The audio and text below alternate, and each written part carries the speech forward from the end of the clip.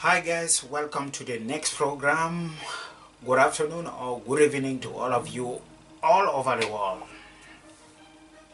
The title of today is The Degree of Freedom from Practice to Theory is Considerably Narrow, meaning small, and the reverse is monstrous. Let me give you a metaphor to illustrate my point. If I leave, just picture on the screen of your mind, if I leave a small piece of ice cube on the floor and ask you to predict how the ice cube will melt, please stop listening and write down your answer. Now, here is the answer. It's a very simple and straightforward answer. You'll be able to predict quite easily or roughly when the ice cube will melt, how it will look like on the floor. You can see the level, right? Now, if I recommend you, condition of not having seen initially the ice cube, and ask you, where is the water on the floor coming from? Please stop listening and give the relevant answer.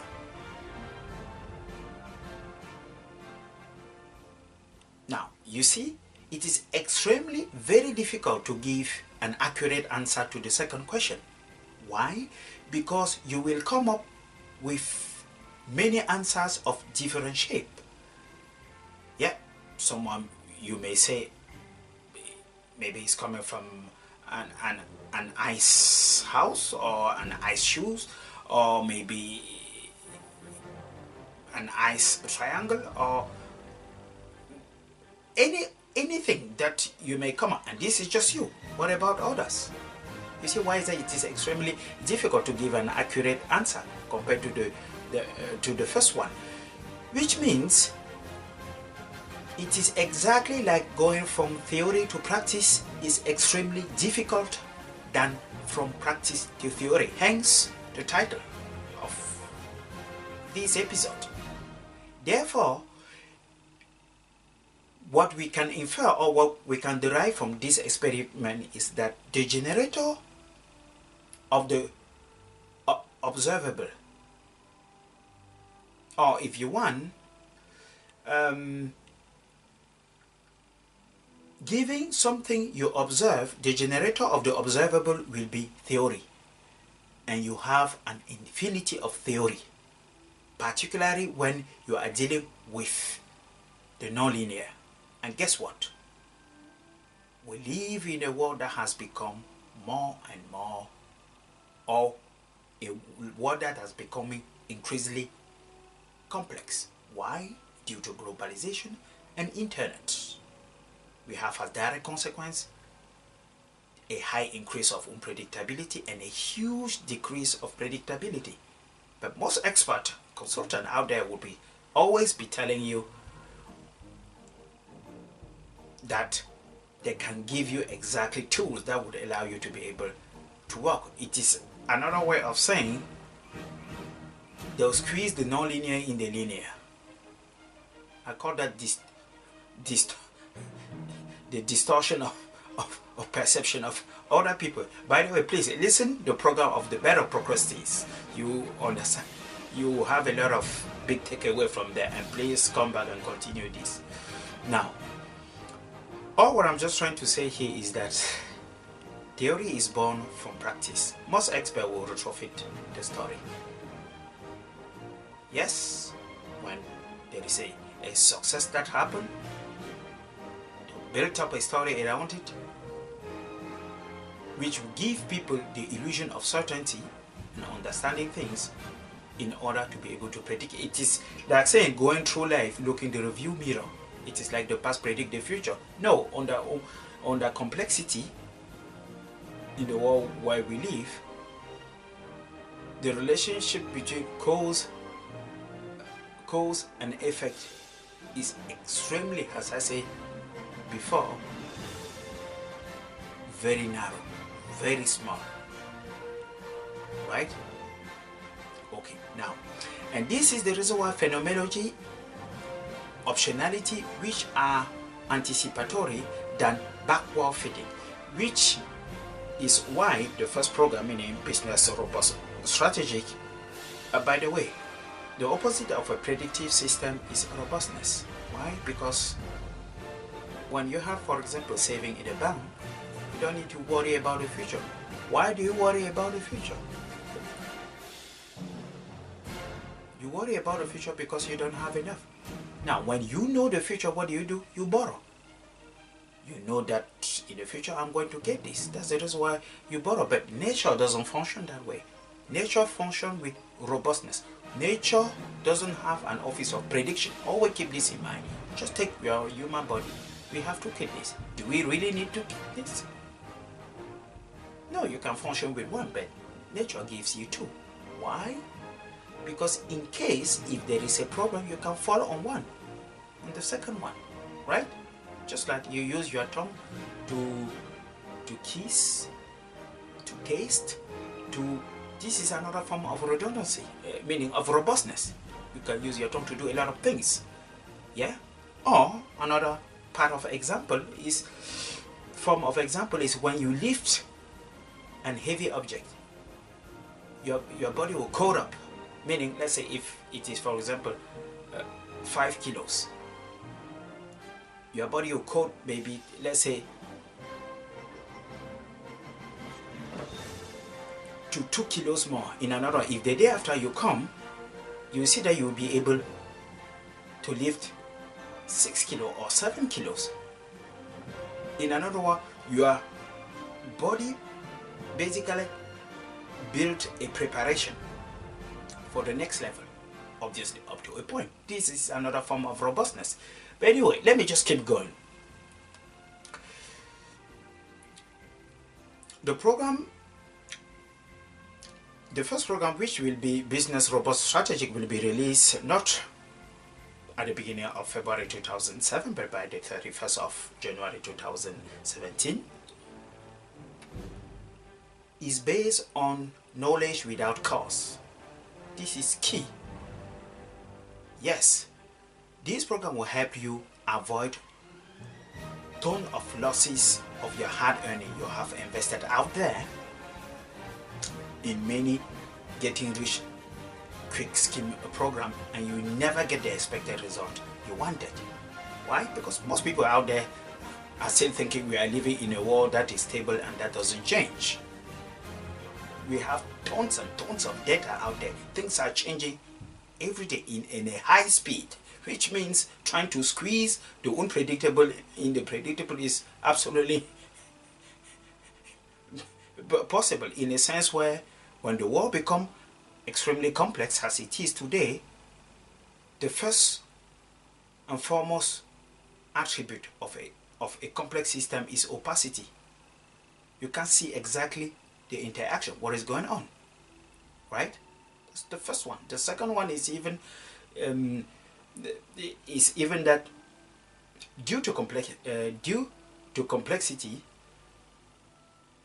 you cannot understand the market by deriving it from the behavior of an individual. What I'm just trying to say here is, to put it in a metaphoric way, you cannot go from a school of fish by studying the behavior of one fish. It won't work. Why? Keep in mind, it is complex, hence opaque. That means you can see through, right?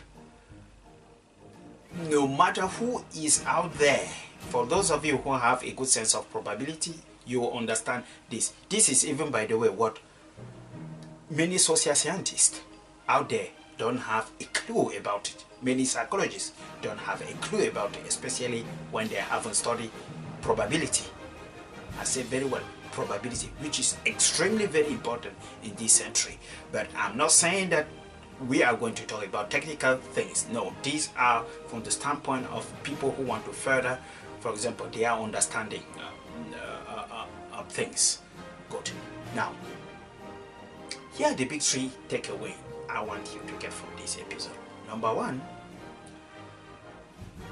just as the magnificent, the maverick entrepreneurs, the best venture capitalists out there focus on losses, and rookies focus on profit, which even explain why most experts out there will always tell you what to do. They will focus on positive knowledge and completely forgetting that we live long by not dying. Do you remember what Warren Buffett once said? If you cannot survive, you cannot succeed. Yes, most people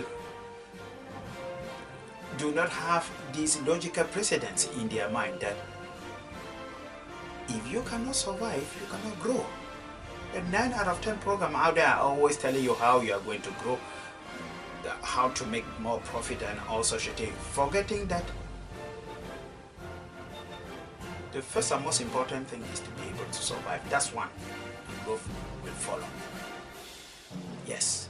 Now, the second big idea here is bad things only come upon those who have lived without giving a thought and whose attention has been exclusively directed to deriving profit and happiness.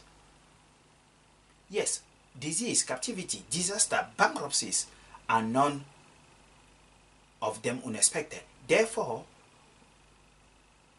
if you take this in your inmost heart and look upon all the misfortune of other men, competitors, whatever you can think of which there is always a great plenty in the spirit, remembering that there is nothing to prevent their coming upon you also. You will arm yourself against them long before their attack. Hence, the third precept. The problem can be explained with the Marshall principle. This is, by the way, from Sun Tzu. The art of war teaches us to rely not on the likelihood of the enemies not coming, but on our readiness to receive him, not on the chance of his not attacking, but rather on the fact that we have made our position inaccessible. This is key when you are dealing with a world that has become extremely very complex, and there is a huge increase of unpredictability and a high decrease of predictability, which means first and foremost what comes first is robustness via preparation, not predictability. Because when people give you knowledge, if you take someone like me, I'll come and prove you that this is fragile. Yes, as I said way back in some of the episode, it is like an architect who built a house without thinking of collapses. You'll be surprised after. Now, all what I'm saying here is, since we are living in a world that has become more complex due to globalization and internet, which has a direct consequence, a huge increase of unpredictability and a high decrease of predictability, life is no more about getting prediction right. It is about knowing how to navigate the environment and controlling it. A business robot strategy is anticipatory rather than backward fitting what you see out there, right? And by the way, please, the second, just after this episode, I'll recommend you hugely to follow immediately the second program. It is extremely very, very, very important. It will give you more ground material to further your understanding, your practical understanding. I'll say again, your practical understanding, not just an understanding, your practical understanding. This is key. It was an honor to serve you. Please take these ideas, implement it in your life, private and professional life, and most importantly, share it with your loved ones. It was an honor to serve you.